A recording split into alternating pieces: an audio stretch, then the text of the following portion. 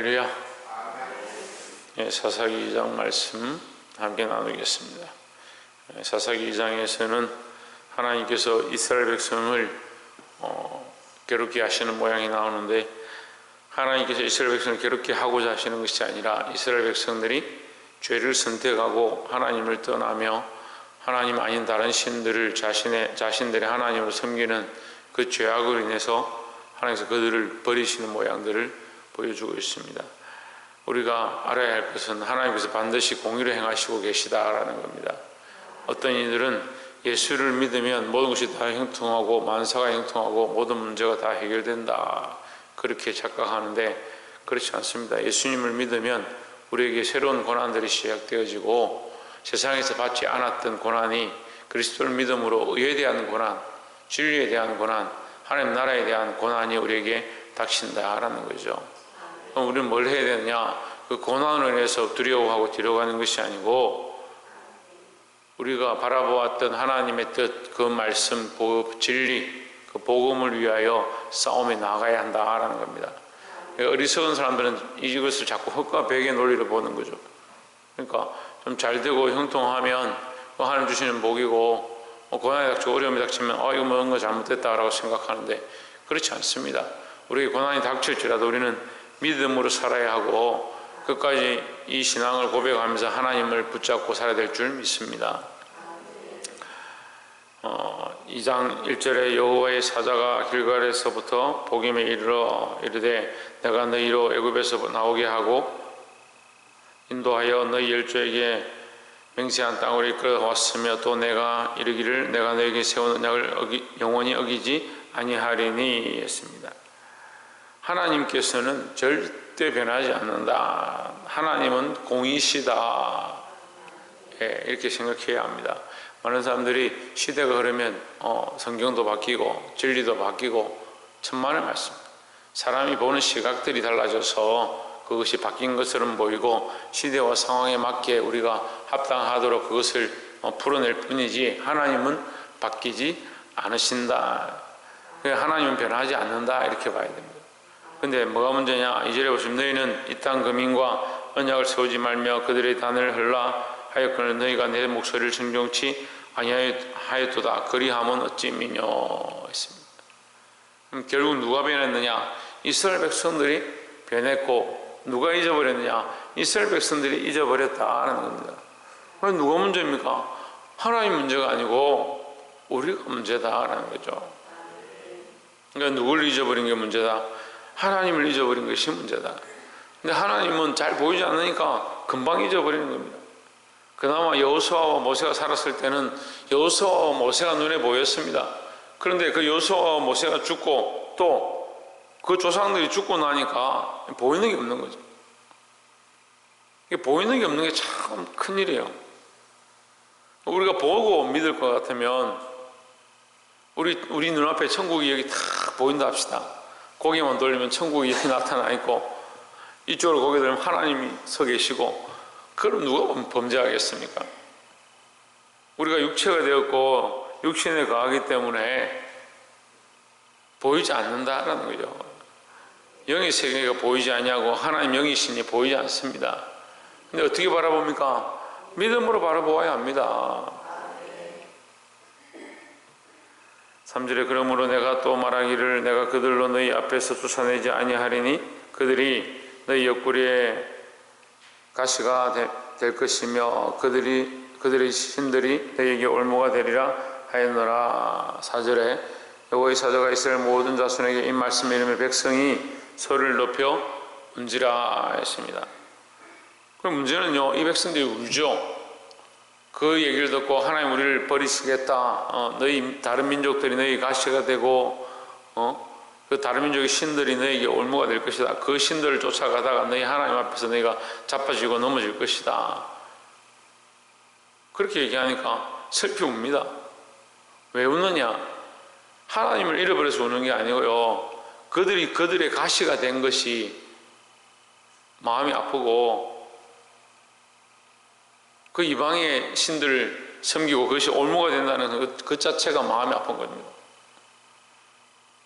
여러분, 이 회개의 모양들이 뭐가 다르냐면요, 우리가 하나님 앞에 서서 하나님 보시기에 연약함들을 내려놓고 내가 하나님을 점점 닮아가는 모양 가운데 있으면 회개할 거리가 너무 많은 거예요. 근데 자꾸 어떻게 보냐면 저 집사보다, 저 사람보다, 저 세상에 저 사람들보다 나는 어렵다, 나는 그래도 잘하고 있지 않냐, 나는 그래도 새벽기도 하고 하나님 앞에 내가 11조 드리고 꼬박꼬박 하고 있지 않냐 하면 회개할 게 뭐가 있습니까? 그러니까 이 바리새인들과 똑같은 겁니다. 우리가 제일 싫어하는 바리새인들의 모습을 우리가 너무 많이 닮아 있는 거예요. 그냥 회개를 안 하는 거죠. 그 말씀을 좀 많이 듣는 사람들은 내가 말씀 이만큼 들었는데, 내가 성경을 이만큼 아는데 회개할 거리가 없는 거예요. 비교 대상이 누구냐면 사람이 되는 거죠.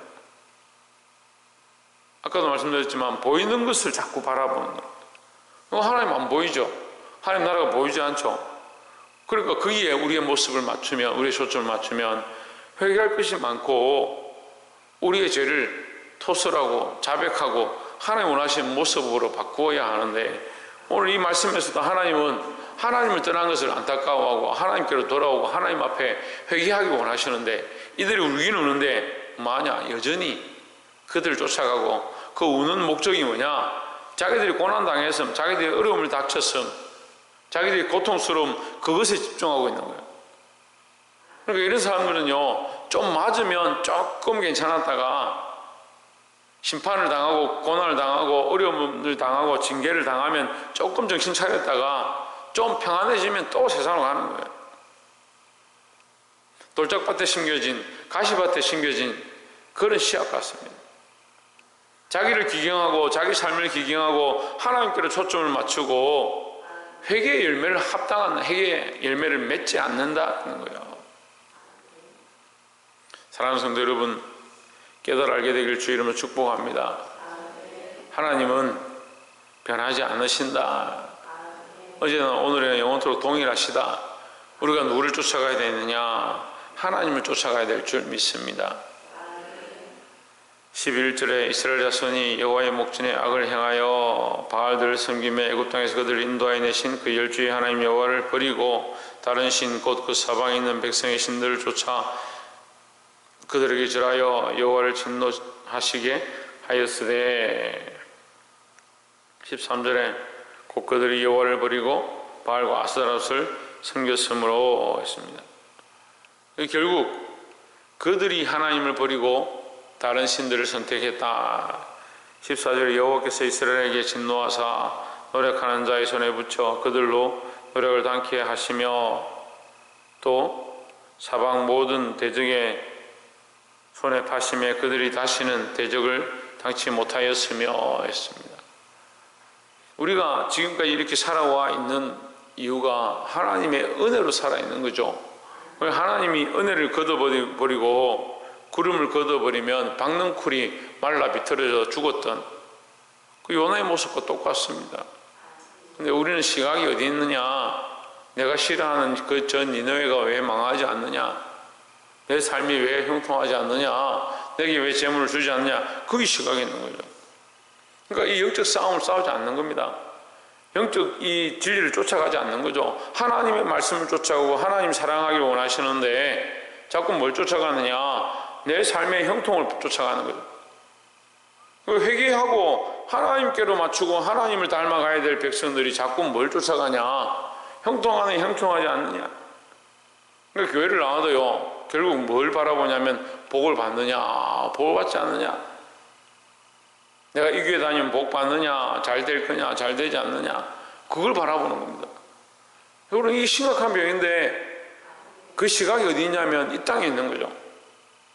그러니까 큰 교회 좀 나가면 그 사람들이 다 장사가 잘 되고 식당에 와서 좀 팔아주면 될 거니까 나는 그 정도 교회는 다녀야 됩니다. 그런 사람들 제가 몇 명 만났습니다.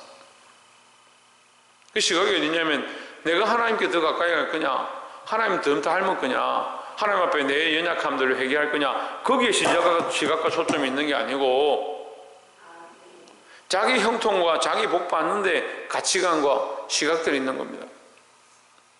회개를 해도 딱 그 정도 하는 거예요. 눈에 보이는 정도로. 울어도 딱 그 정도 우는 거예요. 돌이켜도 딱 그 정도 돌이키는 거예요. 가룟 유다의 회개와 베드로의 회개에 대해서 우리가 수없이 들었습니다.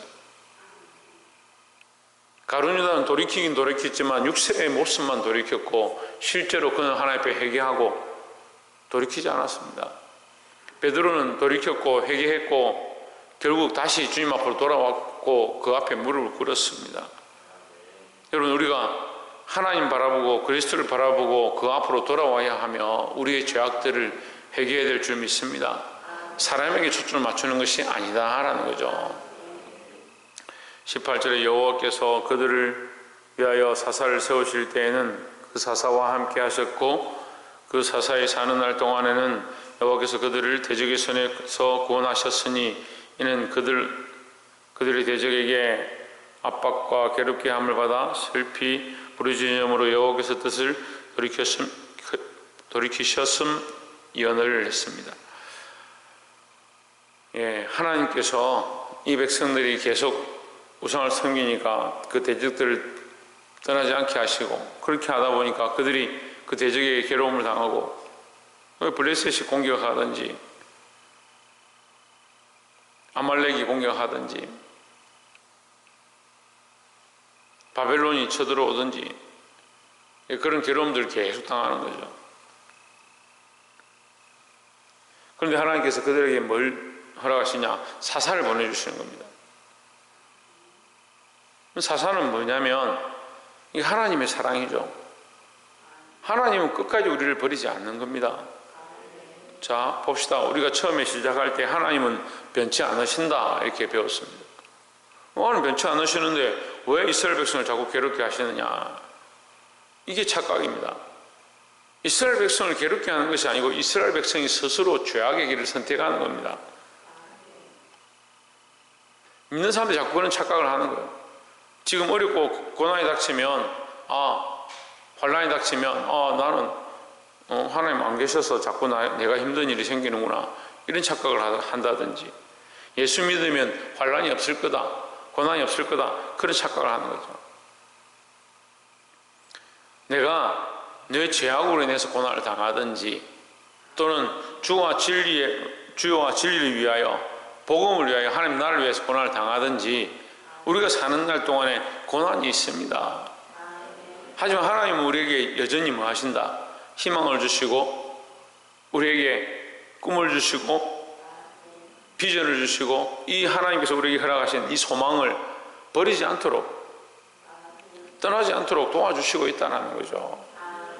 하나님이 이스라엘 백성을 버리시면 되는 끊어버리면 되는데 하나님 그렇게 하지 않는데 왜? 하나님 끝까지 사랑하시기 때문이다 라는 거죠. 그럼 왜 이런 일이 있느냐? 다시 묻겠습니다. 왜 이런 일이 있습니까? 우리의 죄악 때문이다. 우리의 잘못 때문이다 라는 거죠. 복이 되기를 주의 이름으로 축복합니다.